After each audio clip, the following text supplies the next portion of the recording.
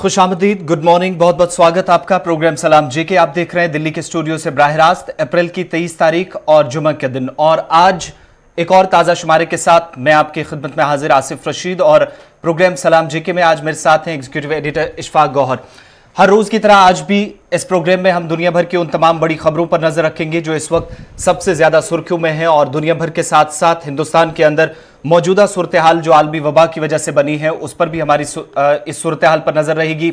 और एक और नया रिकॉर्ड थोड़ी देर पहले मुल्क के अंदर बना है। न सिर्फ हिंदुस्तान इस वक्त सुर्खियों में है, बल्कि इस नए रिकॉर्ड की वजह से मुल्क ने दुनिया भर के उन मुतासर ममालिक में पहला नंबर इस वक्त हासिल किया है जहां पर सबसे ज्यादा अमवात और सबसे ज्यादा कोविड-19 यानी आलमी वबा के केसेस सामने आ रहे हैं। इसके अलावा आपको यूनियन टेरिटरी दिल्ली से यूनियन टेरिटरी जम्मू कश्मीर का जब सफर कराएंगे तो मुख्तलिफ मौज़ूआत हैं जिन पर आज आगे चलकर हम बात करने वाले हैं। आज के प्रोग्राम में जम्मू कश्मीर इंतजामिया के मुख्तलिफ महकमों के अंदर कुछ लापरवाहियां, कुछ कोताहियां रही हैं, उन सब पर तफसीली गुफ्तगू करेंगे और अपने मेहमानों को भी प्रोग्राम में शामिल करने की कोशिश करेंगे। और साथ ही जहां पर आज कोविड-19 की बात हो रही है, प्रोग्राम वैक्सीनेशन की बात होगी, वहीं दूसरी तरफ जब जम्मू कश्मीर के अंदर कोविड-19 के वैक्सीनेशन का जिक्र होगा तो वैक्सीनेशन के प्रोग्राम के दौरान किस तरीके से फ्रॉड हो रहा है जम्मू कश्मीर यूनियन टेरिटरी के अंदर, आज एक वो तस्वीर भी आपके सामने रखेंगे। और साथ ही आपको बताएंगे बैनुल अक़वामी सतह पर, खासतौर से मशरिक़ वस्ता के अंदर इस वक्त कशीदगी क्यों पिछले 3 से 4 दिनों से बनी है, इस पर हमारी आज के प्रोग्राम में नजर रहेगी। बहरहाल प्रोग्राम का आगाज करते हैं। बात सबसे पहले करेंगे मशरिक़ वस्ता की और कुछ इस्लामी ममालिक की जहां पर कशीदगी काफी ज्यादा है। इशफाक, सबसे पहले इराक के हवाले से आपको खबर बताएंगे जहां पर इस वक्त कशीदगी काफी ज्यादा और पिछले 48 घंटों के दौरान मजीद रॉकेट और मिसाइल हमले बगदाद इराक के अंदर हुए हैं। इशफाक, चलिए बड़ी खबर इस वक्त सबसे पहले जरा शुरू कर देते हैं, वो बगदाद से शुरू करते हैं जहां पर इराकी मिलिट्री पर पैदर पे हमले हुए हैं। और ये माना जा रहा है कि 3 रॉकेट जो हैं वो दागे गए हैं बगदाद एयरपोर्ट के पास। खबर इस वक्त इराक से सामने आ रही है जहां पर मिलिट्री एयरबेस जो है वहां पर एक के बाद एक रॉकेट जो है दागा गया है। और ये जो रॉकेट फिट किए गए हैं, जो रॉकेट टारगेट किए गए थे, ये किए गए थे ईरानी सिक्योरिटी एस्टैब्लिशमेंट को नुकसान पहुंचाने के लिए। एक बिल्कुल पास में जो सेंट्रल प्रिजन है, जो मरकजी जेल है, वहां पर आके गिरा है। और दूसरा जो है वो एकेडमिक जो एलीट काउंटर टेररिज्म सर्विसेज है, यानी जो उनका क्लास जहां पर दिया जाता है वहां पर आके गिरा है। और तीसरा जो हेडक्वार्टर है रैपिड रेस्पॉन्स रेजिमेंट का, वहां पर ये गिरा है। इसके अलावा भी कुछ और रॉकेट जो है वो आसपास के इलाके में गिरे हैं, जिसके बाद सूरत हाल काफी कशीदा इस वक्त बताई जा रही है। इराक की मिलिट्री की तरफ से ये बयान जो है वो जारी कर दिया गया है और बगदाद के अंदर एक के बाद एक रॉकेट हमला किया गया है, जिसको लेकर अब मजीद तशवीश इस पूरे खित्ते के अंदर जो है वो बन रही है। इधर जब ये हमले हो रहे थे उसके फौरन बाद ईरान और दीगर मुल्कों के बयान भी सामने आए हैं जिन पर गहरी नजर जो है वो रखी जा रही है। तो इसका बड़ी खबर कि बगदाद के अंदर एक के बाद एक रॉकेट हमले हुए हैं और सबसे टारगेटेड एरिया में जो रॉकेट हुए वो ये 3 बिल्डिंग्स थी जिन्हें काफी हाइपर सेंसिटिव माना जाता है। चलिए, बात थी इराक की, अब बढ़ते आगे बात जरा इजराइल के हवाले से भी करते हैं। चूंकि हालात जहां पर मशरिक़ वस्ता के आपके सामने रख रहे हैं तो फटाफट से आपको बताएं कि इजराइल के अंदर भी इशफाक हमले होने की इतलात मौसूल हुई हैं, जिसकी तस्दीक खुद फौज की तरफ से कर दी गई है। और जो अभी तक जो तफसीलात सामने आ रही हैं उसके मुताबिक हालांकि किसी तरह का नुकसान नहीं हुआ है, लेकिन पिछले 48 घंटे मशरिक़ वस्ता के अंदर जहां पर कशीदगी काफी ज्यादा है। और इस बीच इजराइल की फौजी हुकाम का जो बयान सामने आया उसके मुताबिक जहां पर शाम की एक मिसाइल जुनूबी इजराइल में न्यूक्लियर रिएक्टर के करीब दागा गया है, जिसके जवाब में मिसाइल लॉन्चर और शाम में जो फिजाई दिफाई निजाम है उसको टारगेट करते हुए इजराइल की तरफ से भी निशाना बनाया गया है, जवाबी कार्रवाई की गई है। जौहरी प्लांट को निशाना बनाया गया था और इल्जाम इजराइल की तरफ से अब ईरान पर लगाया जा रहा है कि क्योंकि गुज़श्ता दिनों इजराइल के साथ जिस तरीके से इजराइल और अमेरिका के दरमियान जो करीबियां हैं, ताल्लुकात बेहतर हैं, उसको खत्म करने के लिए ईरान की तरफ से धमकी भी दी गई थी। और अब इजराइल की फौज की तरफ से जो स्टेटमेंट जारी किया गया है, जो बयान सामने आया है, उसमें इजराइल और ईरान के दरमियान कशीदगी अपने अरूज पर है, इस बात की भी वजाहत होती है। दूसरी, इस वक्त जो हमले हुए हैं उसके लिए सीधे तौर पर शाम को नहीं बल्कि शाम से मिसाइल हमले जरूर हुए हैं इजराइल के अंदर। रिएक्टर प्लांट को निशाना बनाया गया है, न्यूक्लियर रिएक्टर प्लांट को, लेकिन इसके लिए ईरान को बराह रास्त जिम्मेदार इजराइल की तरफ से ठहराया जा रहा है। चलिए जी, ये तो थी दो बड़ी खबरें जो हमने बैक टू बैक मुकामी सतह की आपको बता दी। लेकिन अब जरा बढ़ते हैं आगे और बात करते हैं भारत और चीन के हवाले से। चूंकि कोरोना वायरस है और वायरस के बीच चीन का बयान भी बड़ा महत्वपूर्ण इस वक्त सामने आया है और माना जा रहा है कि वबाई सूरत हाल में चीन की भारत को मदद की पेशकश की गई है। मौजूदा हालात में चीन भारत की मदद करने के लिए तैयार है। दफ्तर खारजा चीन की तरफ से हफ्तावार ब्रीफिंग के दौरान वजीर खारजा चीन का बड़ा बयान सामने आया है कि मौजूदा पेंडेमिक के दौरान जिस तरीके की सूरत हाल भारत के अंदर बनी है, चीन इस पर गहरी नजर भी रख रहा है और हालात को बेहतर बनाने के लिए अपना भरपूर ताउन देने के लिए तैयार है। ये बड़ा बयान जो है वो आया है फॉरेन मिनिस्ट्री के जो स्पोक्स पर्सन है उनकी जो हफ्तावार ब्रीफिंग हुई है, उस ब्रीफिंग के दौरान चीन का बयान सामने आया। कहा गया कि कोविड-19 जिस तरीके से दुनिया भर के अंदर फैल रहा है और कोविड-19 किसी एक मुल्क का दुश्मन नहीं है बल्कि इंसानियत का दुश्मन है, इसलिए बैनुल-अक़वामी इदारे जो हैं उन्हें आपसी तालमेल के साथ इससे निपटने की कोशिश करनी चाहिए। और जिस तरीके की पेंडेमिक सिचुएशन इस वक्त बन रही है भारत के अंदर, हर दिन नए केसेस सामने आ रहे हैं और भारत सरकार के हाथ पैर फूल रहे हैं, कोट अनकोट करके मैं ये बता रहा हूं जी। चीन ने क्या कुछ कहा है तो उस पर रद्द-ए-अमल दिया है चीन ने और कहा है कि सूरत हाल में चीन भारत की मदद कर सकता है और पेशकश कर दी है। मौजूदा हालात में चीन भारत की मदद करने के लिए तैयार है। दफ्तर खारजा चीन की तरफ से बयान जारी कर दिया गया है। यह बयान कब आया है? जब हर दिन एक नया रिकॉर्ड बन रहा है, जब हर दिन ऑक्सीजन को लेकर तरह तरह के बातें और बयानात सामने आ रही है और मरकजी सतह पर हर दिन 2-2, 4-4 मीटिंग्स हो रही है। सूरत हाल को देखते हुए जब बैनुल-अक़वामी इदारों ने भी अब भारत का रुख किया है तो चीन का बयान सामने आया है और चीनी वजारत खारजा ने जो बयान जारी किया, जो हफ्तावार ब्रीफिंग के दौरान उनसे सवाल आया था, उस सवाल के जवाब में उन्होंने कहा कि दफ्तर खारजा इस पूरे मामले पर नजर रखे हुए हैं और वबाई सूरत हाल में चीन की भारत को मदद की पेशकश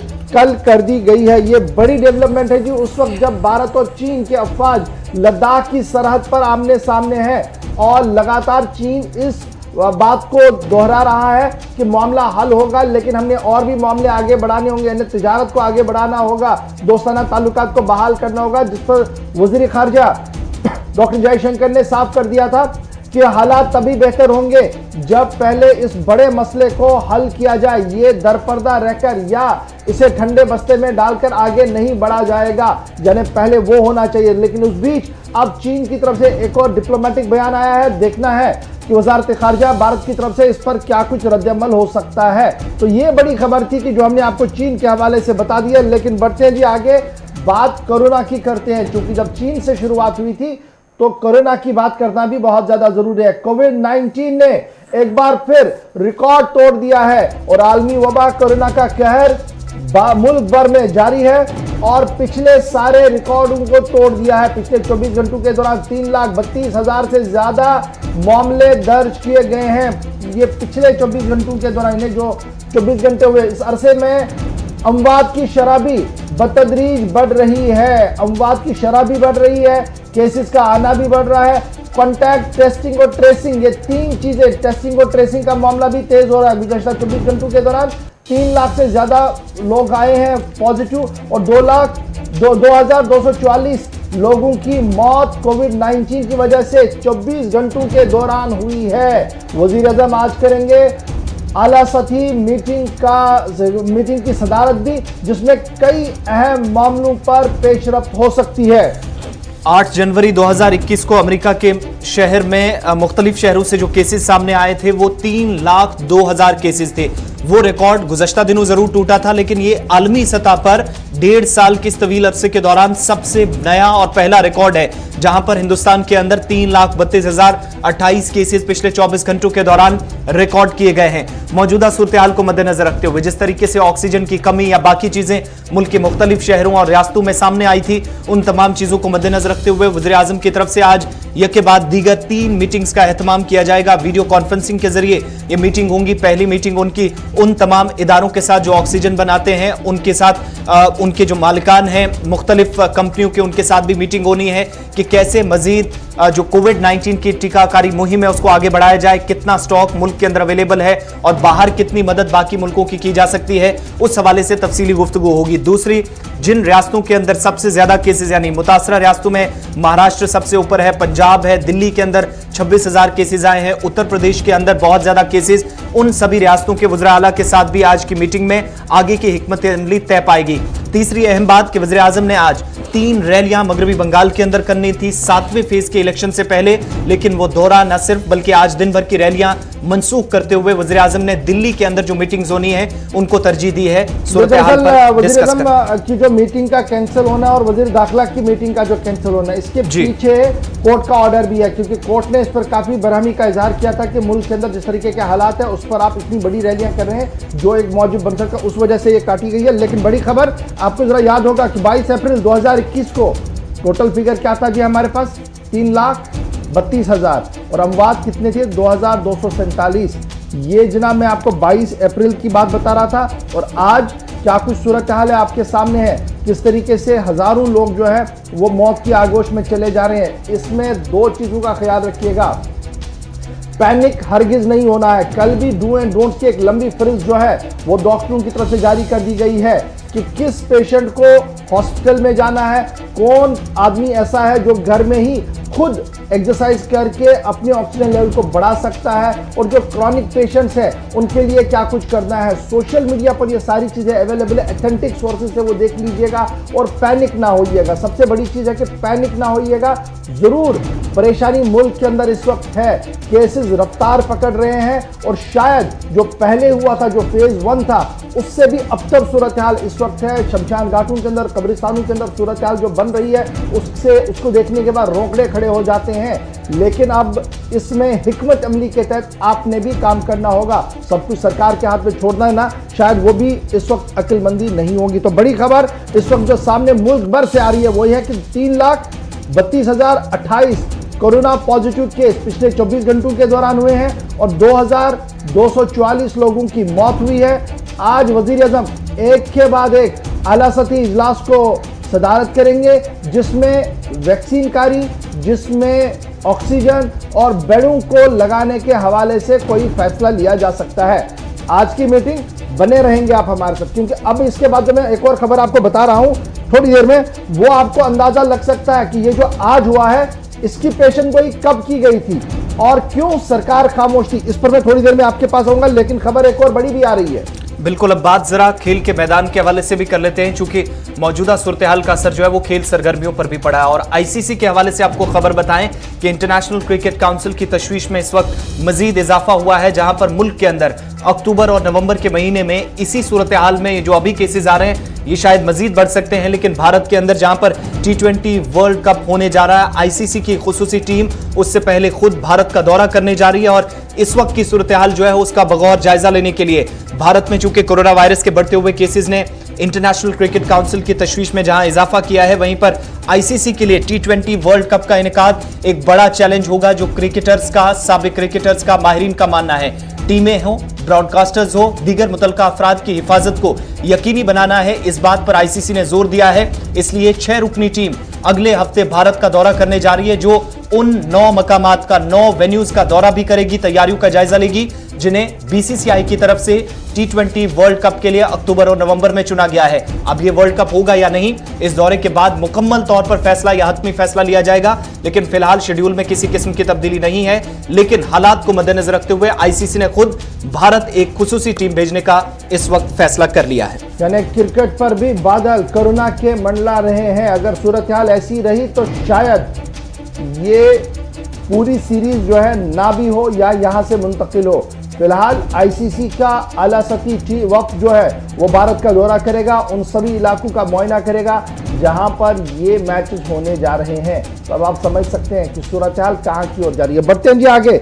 बात जरा कोरोना की जब हो रही है तो एक और खबर भी सामने आ रही है। खबर ये है कि मुख्तलिफ मुल्कों ने भारत की ओर आने और जाने वाली परवाजों पर नजर भी रखी है और परवाजों के शेड्यूल में कटौती लाने का भी ऐलान कर दिया है। मुख्तलिफ ममालिक की तरफ से मौजूदा हालात के बीच फैसला लिया गया है। ऑस्ट्रेलिया और मुत्तहिदा अरब अमारात की तरफ से हुकूमतों ने फैसला लिया है कि कोविड मुतासरा ममालिक से परवाजें कम की जाएंगी, यानी यहां से बाहर जाने वाली परवाजें, भारत भी इस लिस्ट में शामिल है। ऑस्ट्रेलिया और यूएई की फहरिस्त में भारत भी इसलिए शामिल है क्योंकि सबसे ज्यादा केसेस यहां पर हैं, तो 30% तक जो कटौती की गई है, परवाजें कम करने का फैसला ऑस्ट्रेलिया और यूएई ने किया है ताकि बाहर से कोई स्ट्रेन या मुतासरा अफराद को मुल्क के अंदर ना आने की इजाजत दी जाए। इसलिए जो हतमी फहरिस्त तैयार की गई है, 20 ममालिक हैं जिसमें भारत और पाकिस्तान भी शामिल हैं, और यहां से जो परवाजें जाएंगी वो महज 30% तक, बहुत कम और ना के बराबर यूएई और ऑस्ट्रेलिया जाने का वहां की सरकारों ने फैसला कर लिया है।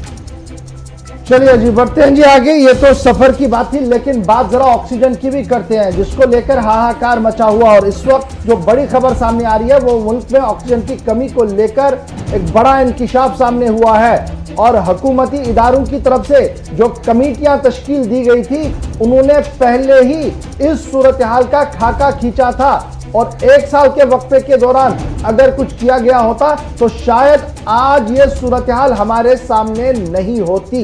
ये मैं सिर्फ इसलिए आपको बता रहा हूं क्योंकि हुकूमती इदारों और जराइम से जो खबरें सामने आई है वो ये है कि पिछले साल अप्रैल और नवंबर के बीच मीटिंग्स का सिलसिला हुआ था, और अप्रैल और नवंबर के बीच जो मीटिंग्स का सिलसिला हुआ था उसी में इस बात का खदशा जाहिर किया गया था कि अगर हालात इसी तरीके से रहे और कोरोना ने कोई करवट ली तो ऑक्सीजन की कमी हो सकती है। सरकार की तरफ से कोई भी कदम नहीं उठाया गया है। ये ऑफिशियल फिगर्स को मैं कोट करके आपको बता रहा हूं। माना जरा कि सरकार ने 1 साल के वक्फे के दौरान ऑक्सीजन सप्लाई और मेंटेनेंस को उतना ज्यादा प्रायोरिटी पे नहीं लिया, जिसकी वजह से आज मुल्क भर के अंदर ऑक्सीजन का हाहाकार मचा हुआ है।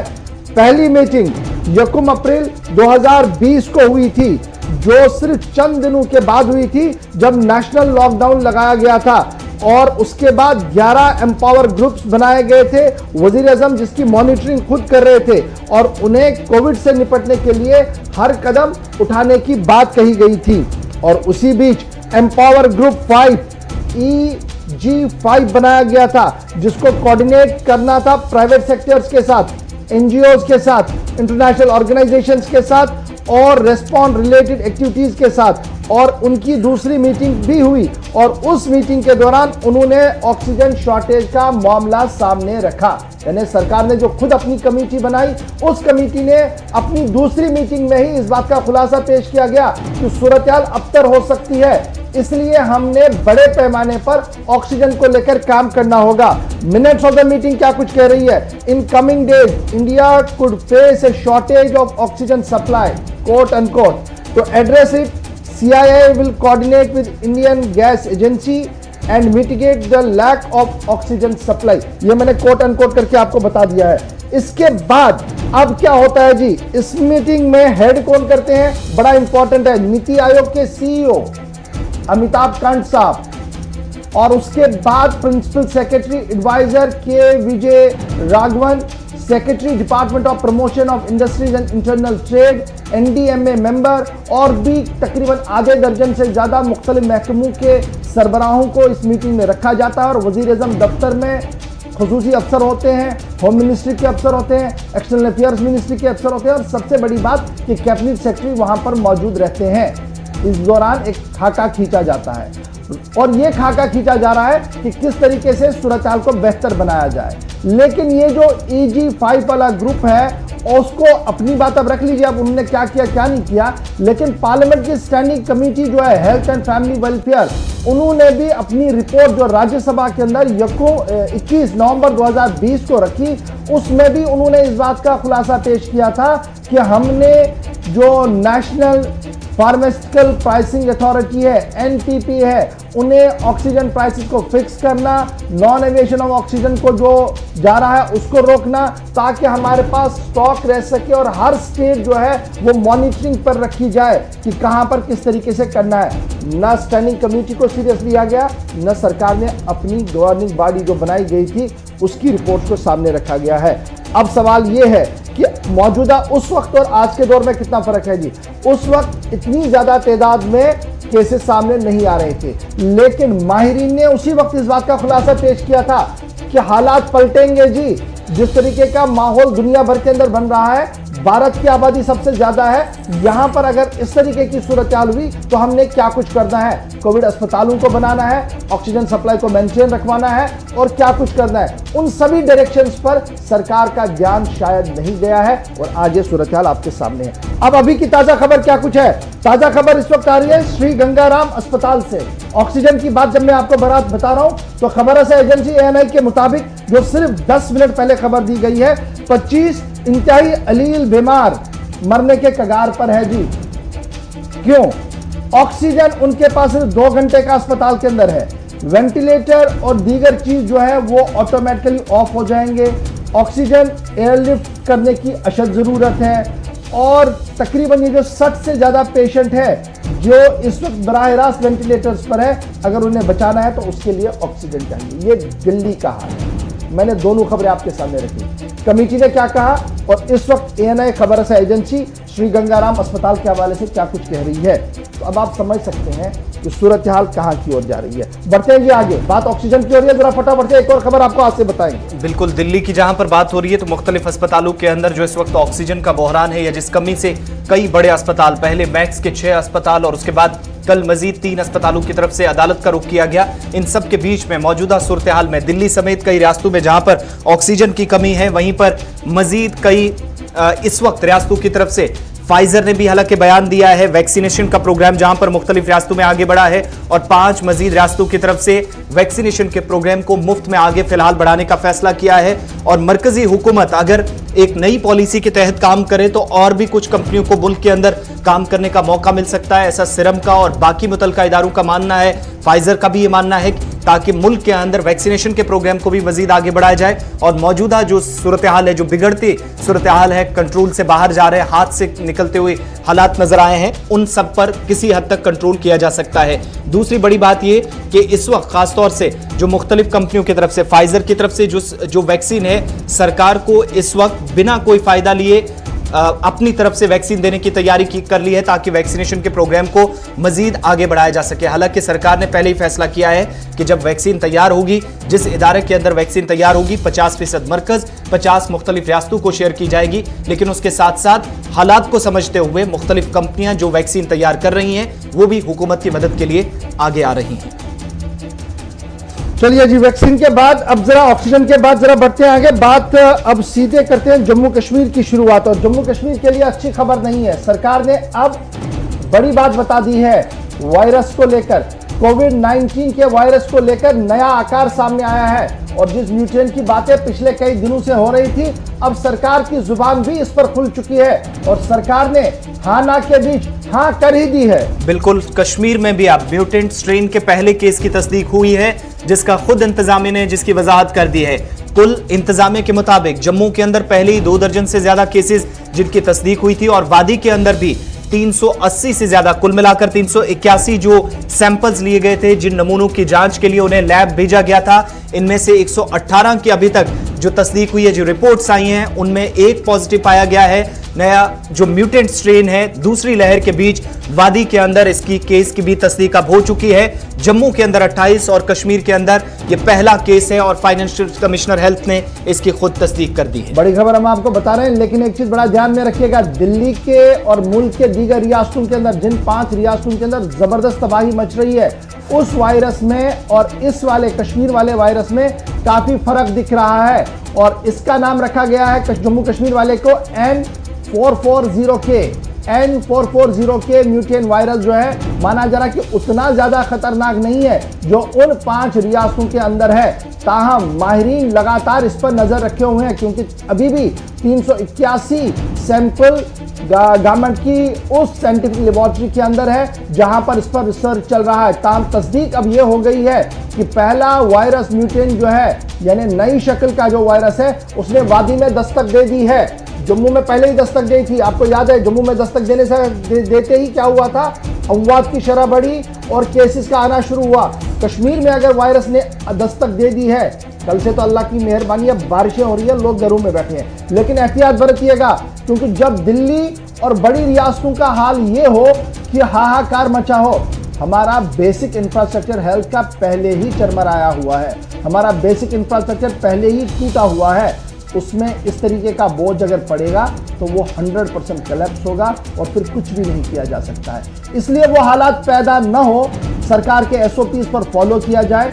बाहर तब ही निकले कुछ दिनों के लिए जब अशद जरूरत हो, क्योंकि सरकार ने अब खुद इस बात को मान लिया है कि वायरस तेजी के साथ फैल रहा है और इस तेजी वाले वायरस में मजीद कोई तबाही ना हो, इसलिए SOPs को फॉलो किया जाए। जम्मू में 28, कश्मीर में 1, 381 केस ऐसे हैं जिन पर नजर रखी जा रही है और ये जो जिस लेबोरेटरी में ये भेजा गया है उनका ये मानना है कि मजीद तहकीक के बाद ये पता लगेगा कि ये वायरस आगे क्या कुछ रुख ले सकता है। लेकिन माना जरा कि ये नेचुरल प्रोसेस है, कुदरती अमल है कि एक वायरस आता है, फिर वो दूसरी शक्ल लेता है, तीसरी शक्ल लेता है, जब तक वो पूरी तरह से काबू में ना आए। तो फिलहाल ये दूसरी शक्ल का वायरस आ चुका है और इससे तबाही अल्लाह करे ना हो, लेकिन जब आप एहतियात करेंगे तो ये जरूर रुक सकती है।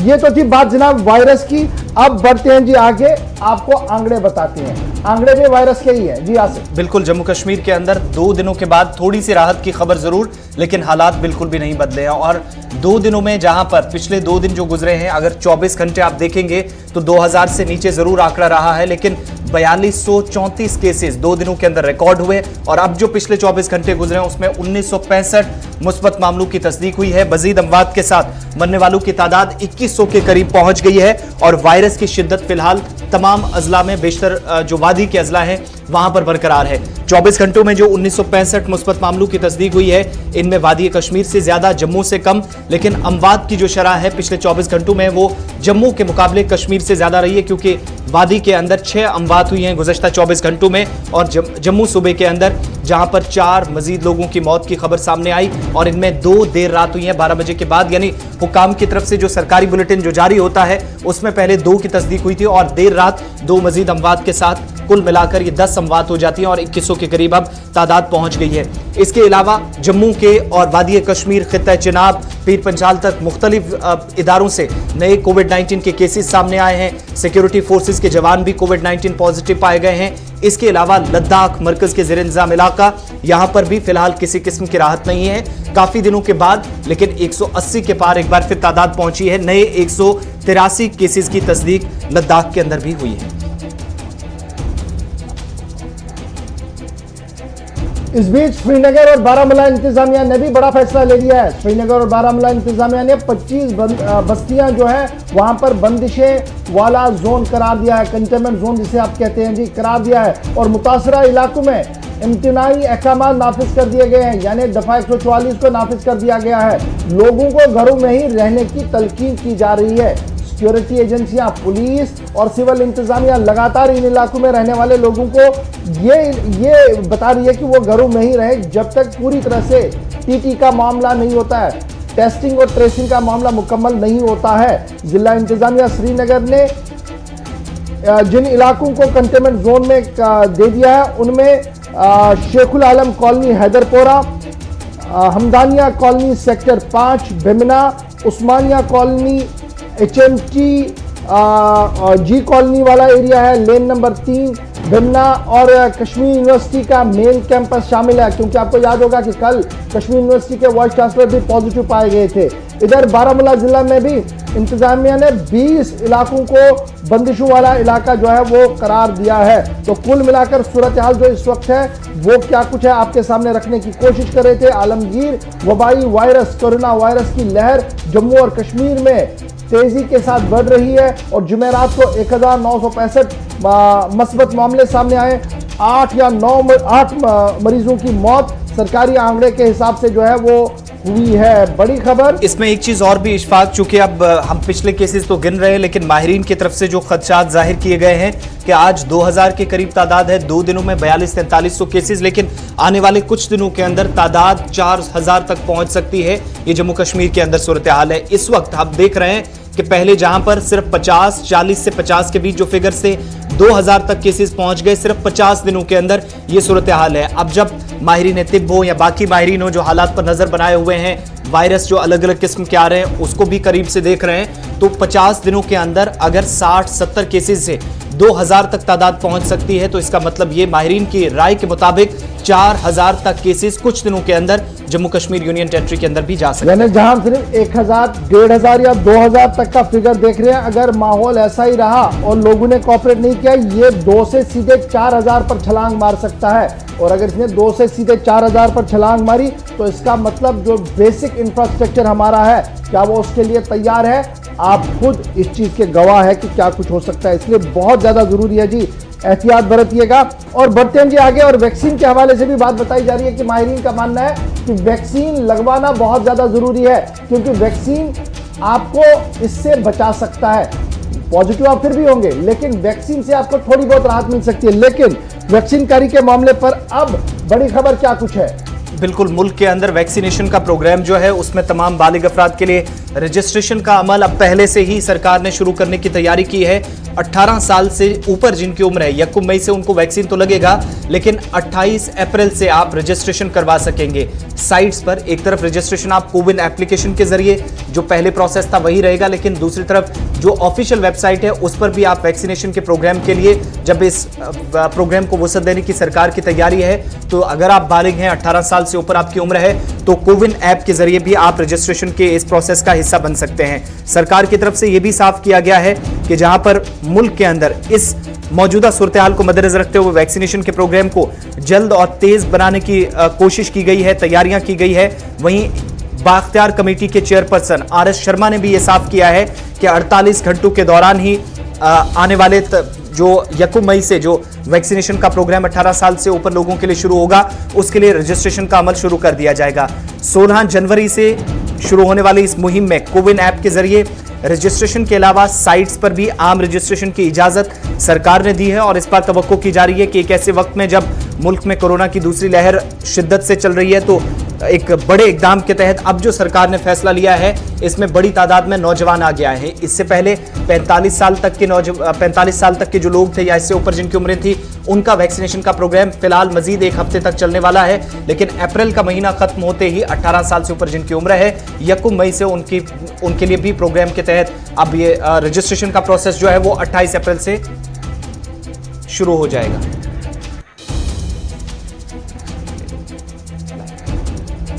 चलिए जी, बढ़ते हैं जी आगे। जब वैक्सीन की बात हो रही है, तो अब आपको वैक्सीन में घोटाले की भी बात बताते हैं। जी हाँ नाज़रीन, आप सोच रहे होंगे कि वैक्सीन तो अभी शुरू हुआ, तो घोटाला कैसा? वो आपको इस बात से समझ आएगा कि वैक्सीन के अंदर और जम्मू कश्मीर के अंदर सवाल क्यों उठ रहे हैं। आदमी ने न रजिस्ट्रेशन की, न टीका लगाया, लेकिन उसके बावजूद भी वैक्सीन की सनद उसे मिल गई है।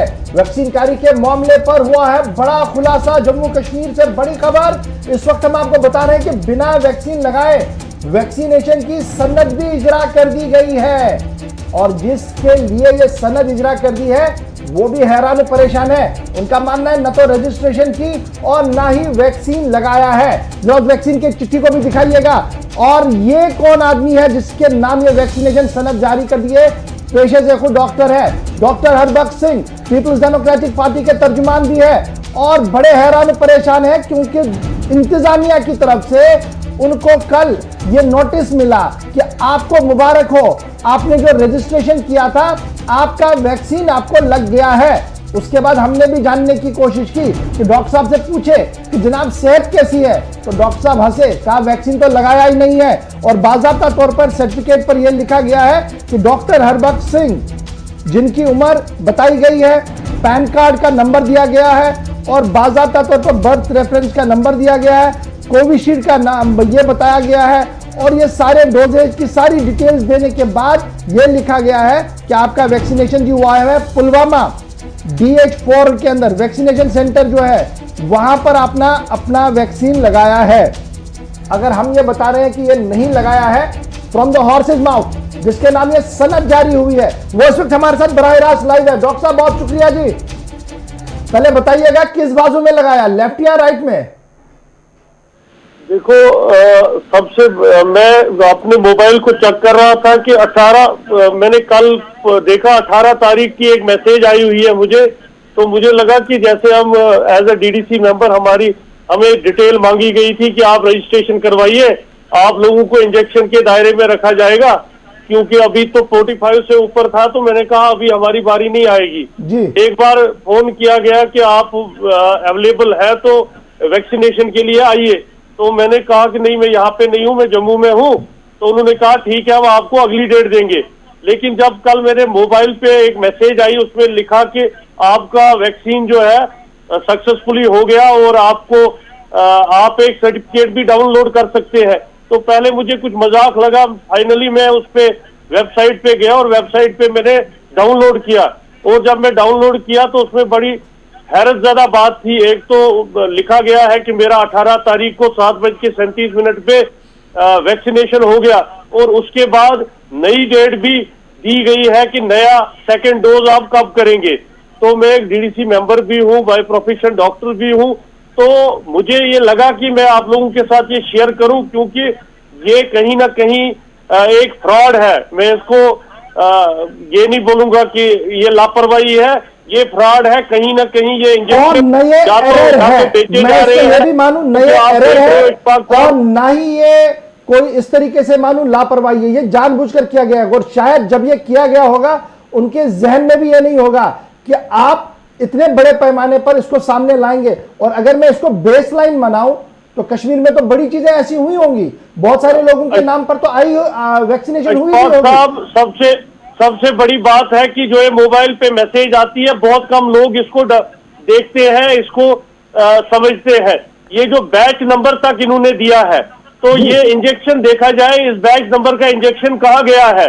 और या तो ये ब्लैक मार्केटिंग हो रही है या ये फ्रॉड हो रहा है। कोई इसमें इन्वेस्टिगेशन होनी चाहिए मेरे हिसाब से। आपने मीडिया माध्यम से कमिश्नर सेक्रेटरी हेल्थ या एलजी ग्रीवेंस सेल जो है, इसमें ये मामला जाना चाहिए। और जो इसमें हमने बड़ी कोशिश की थी, जो इम्यूनाइजेशन के इंचार्ज है वो जरा लाइव आए, और लगातार हमारी रिक्वेस्ट के बावजूद भी वो नहीं आ पा रहे हैं लाइव। लेकिन we will try to bring in the notes of the administration कि आखिर क्या हुआ। लेकिन ये बड़ा सवाल तो है ही डॉक्टर साहब, आप खुद पेशे से डॉक्टर है, क्या यह पॉसिबल है जब एक स्ट्रीमलाइन करने की कोशिश की जा रही है और माना जा रहा है कि वैक्सीन अब बहुत ज्यादा जरूरी है, इस तरीके से अब आप जाएंगे तो आपको कौन मानेगा कि आपने वैक्सीन नहीं लगवाया है? जी वही इकबाल साहब, सबसे बदकिस्मती की बात है, मैं इलेक्टेड पब्लिक रिप्रेजेंटेटिव हूँ। अगर मेरे साथ ये हो रहा है, मुझे सर्टिफिकेट दी जा रही है बिना इंजेक्शन किए कि आपने वैक्सीन किया हुआ है, तो आम लोगों के साथ क्या होता होगा? ये एक बड़ा, कहीं ना कहीं इसमें बड़ी एक साजिश है, बड़ा एक फ्रॉड है। इसमें मैं तो अपनी तरफ से आवाज उठानी थी, मैंने उठाई। लेकिन अब जो एजेंसीज है, जो हेल्थ के ऑफिसर्स है या गवर्नर ग्रीवेंस सेल है, उन लोगों में को इसमें एक बड़ी एक्शन लेके इसकी इन्वेस्टिगेशन करनी चाहिए। क्योंकि ये सिर्फ मेरे साथ नहीं हुआ होगा, ये काफी लोगों के साथ हुआ होगा। डॉक्टर साहब, क्या जो अवामी नुमाइंदे हैं उनके लिए किसी किस्म का कोई नोटिफिकेशन मकामी सतह पर कोई जारी हुआ था, या जो पब्लिक रिप्रेजेंटेटिव से आपको कहा गया था वैक्सीन के लिए, और उसी सब के बीच में ये सर्टिफिकेट्स आना सामने हुए? मुझे बहुत पहले, कोई 1-1.5 महीना पहले एक बार कॉल आई थी कि आप आ जाइए त्राल, तो आपको वैक्सीनेशन करना है। लेकिन मैं उस वक्त यहाँ नहीं था, मैं जम्मू में था। तो उन्होंने कहा कोई बात नहीं है, हम नेक्स्ट डेट देंगे। लेकिन नेक्स्ट डेट आई नहीं, सीधी सर्टिफिकेट आ गई। बहुत शुक्रिया जी डॉक्टर साहब हमारे साथ ज्वाइन करने के लिए। ये उस वैक्सीनेशन का जी हाल है जिसको लेकर जम्मू कश्मीर इंतजामिया, यूनियन गवर्नमेंट, अथॉरिटीज ये बता रही है कि ये जी फुल प्रूफ है जी।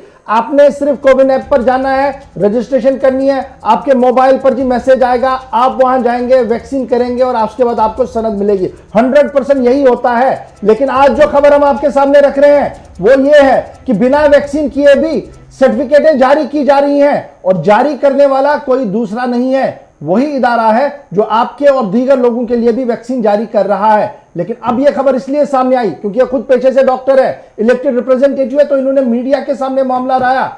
हमें उम्मीद है अगर आपके साथ भी ऐसा हुआ है तो आप जरूर इस मामले की जांच करेंगे और हम तक इस बात को जो है वो पहुंचाएंगे। बड़ी खबर हम आपको, चलिए जी अब सिलसिला जी और शुरू हो गया। हमारे सोशल मीडिया पर कुछ लोग जुड़ चुके हैं जिनका मानना है कि जनाब उन्होंने भी रिसीव की है इसी तरीके से सर्टिफिकेट विदाउट वेरिफिकेशन। जी सामने आ रहा है, दाऊद साहब लिख रहे हैं, I also receive such certificate without vaccination from the team.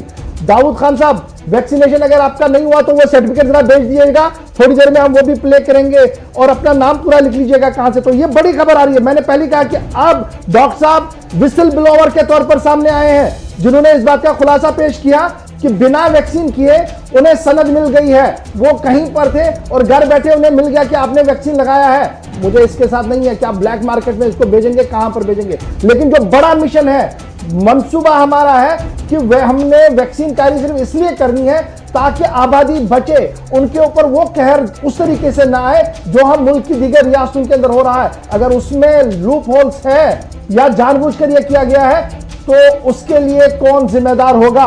लगातार हम बात करने की कोशिश कर रहे थे इम्यूनाइजेशन अफसर और स्टेट अथॉरिटीज के साथ, मैसेज करने के बावजूद भी अभी तक कोई भी जवाब वहां से नहीं आ रहा है। बड़ी खबर, ये बिल्कुल बड़ी खबर, मैं इसलिए इसको बता रहा हूं, वो ब्रेकिंग खबर है क्योंकि जब हम पूरी तरह से लड़ने के मूड में है, कोरोना को हराने के मूड में है, हम लोगों को कह रहे हैं कि आप घर बैठिए, वहां पर अगर एडमिनिस्ट्रेटिव पार्ट पर इतना बड़ा ब्लंडर होगा तो ये किसी के लिए काबिल कबूल नहीं होगा। And we hope government administration must come clear कि किस तरीके से ये हुआ है और कितने लोगों को ये हुआ है। क्योंकि एक मिसाल, जब मैं आपके साथ बात कर रहा हूं, एक हमारे साथ सोशल मीडिया पर है, वो कह रहे हैं उनके साथ, मैंने उनको भी कहा कि वो भी भेजें। अगर आपके पास भी बिना वैक्सीनेशन के सनद मिली है तो मेहरबानी करके आप इस पर आवाज उठाइए, आप भेजिए हमें, हम हुकूमत तक उसको पहुंचाएंगे ताकि आपका वैक्सीन होए, आपको वैक्सीन लगे। क्योंकि अगर आपके हाथ में सनद आई, आप वैक्सीन करने जाएंगे, आपको वैक्सीन नहीं मिलेगा क्योंकि यह एक सिस्टम है जो पूरे मुल्क के अंदर चल रहा है। इसमें अगर लूप होल कहीं पैदा हो गया है तो यह हमारे लिए बहुत बड़ा चैलेंज बन सकता है। इसलिए अगर आपके पास मैसेज किसी भी कंपनी का आया हो और उसके बाद सर्टिफिकेट जारी हुई हो तो बराए करम राब्ता करें ताकि हुकूमत की नोटिस में इस बात को लाया जाए। और मुझे उम्मीद है लेफ्टिनेंट गवर्नर साहब भी इस मामले को देखेंगे क्योंकि यह पहला मामला है, इलेक्टेड रिप्रेजेंटेटिव है, पेशे से डॉक्टर है, बिना वैक्सीन किए आपने सर्टिफिकेट सनद जारी कर दी है। जिम्मेदार कौन है, इसकी अकाउंटेबिलिटी। अच्छा इशफाक, एक हमारे व्यूअर ये भी पूछ रहे हैं कि गुज़श्ता दिनों हमने ही 2 दिन पहले एक खबर आपके प्रोग्राम में नश्र हुई थी कि 55% से भी नीचे अभी तादाद है जो हेल्थ वर्कर्स हैं जम्मू कश्मीर के अंदर जिनको वैक्सीन दी गई है। तो क्या कहीं हायर अथॉरिटीज की तरफ से निचले स्तर पर जो काम करने वाले लोग हैं उन पर किसी किस्म का दबाव बनाकर इन आदाद-ओ-शुमार को बढ़ा चढ़ाकर बताने की कोशिश तो नहीं है? देखिए, दबाव वाली बात ही नहीं है, जिसने वैक्सीन करना है वो करेगा। लेकिन मेरी ये जाती गुजारिश सबसे होगी कि आप फॉरवर्ड आइए, सामने आइए और वैक्सीन कीजिए। और जो ये मिथ्स डॉक्टर साहब भी क्रिएट कर रहे हैं, मैं बड़े अदब के साथ आज बता रहा हूँ अपने जम्मू कश्मीर के डॉक्टरों को, हमारे साथ वो बड़ी बड़ी बातें करते हैं लेकिन ऑफ द रिकॉर्ड जब उनसे पूछते हैं तो मुझे भी ये सलाह दिया एक डॉक्टर साहब ने, कहा कि यार अभी रुक लेना, नहीं करना यार, कुछ प्रॉब्लम आ रही है। सीधी सी बात है, जब आप मेरे साथ ये बात करेंगे ऑफ द रिकॉर्ड आप कितने लोगों से बात कर रहे होंगे। या तो खुलेआम ये बताइए कि वैक्सीन लगाने से अभी कतराज है, एतराज है जी, क्योंकि ये चीजें हमारे सामने, या वैक्सीन के ऊपर शक पैदा ना कीजिए। शक बाहर से कोई पैदा नहीं कर रहा है, शक हम खुद सिस्टम के अंदर लोग पैदा कर रहे हैं। इसलिए बराए करम वैक्सीन कीजिए। हजारों करोड़ लोग वैक्सीन कर चुके हैं दुनिया भर के अंदर। इसमें 2-4% लोग अगर मारे भी गए हैं, ये एक बट नेचुरल फेनोमेना है। और वैक्सीन कारी के निजाम के अंदर किसी ने भी ये सर्टिफिकेट नहीं लिखी है ये जो 100% आपको शील्ड देगा, इसके बाद आपको नहीं होगा। उन्होंने ये कहा है कि आप लगवाइए, इसके बाद अगर आपका अटैक होता है तो वो उतना सीवियर नहीं होगा, आप आईसीयू बेड पर नहीं जाएंगे। तो फैसला आप कीजिएगा, आपको आईसीयू चाहिए या थोड़ा सा दर्द, थोड़ा सा जुकाम, थोड़ी सी परेशानी। क्योंकि ये थोड़ी सी परेशानी जो है ये सिर्फ आपके लिए नहीं है, ये आपके आसपास रहने वाले उन सभी चेन के अंदर पड़ती है जो आपके अजीज है, अकारिब है, दोस्त है। बराए करम इस बात को देखिएगा। और इस खबर पर वापस आऊंगा, बिना वैक्सीन कारी के सर्टिफिकेट सनद हुई है और सनद जारी कर दी गई है डॉक्टर हरबख्श सिंह के नाम पर, जो डीडीसी मेंबर है, इलेक्टेड मेंबर है त्राल से। और उन्होंने थोड़ी देर पहले लाइव पर हमारे साथ ये कहा कि न तो रजिस्ट्रेशन की और ना ही वैक्सीन किया, लेकिन ऊपर वाले का करम है सर्टिफिकेट घर पहुंच गई है उनकी। छोटे से ब्रेक के लिए रुक रहे हैं जी, ब्रेक के उस पर आएंगे तो ब्रेकिंग खबरों का सिलसिला जारी रखेंगे और आपको बताएंगे कि इंतजामिया ने किस तरीके से मंसूबों को हतमी शक्ल दे दी है।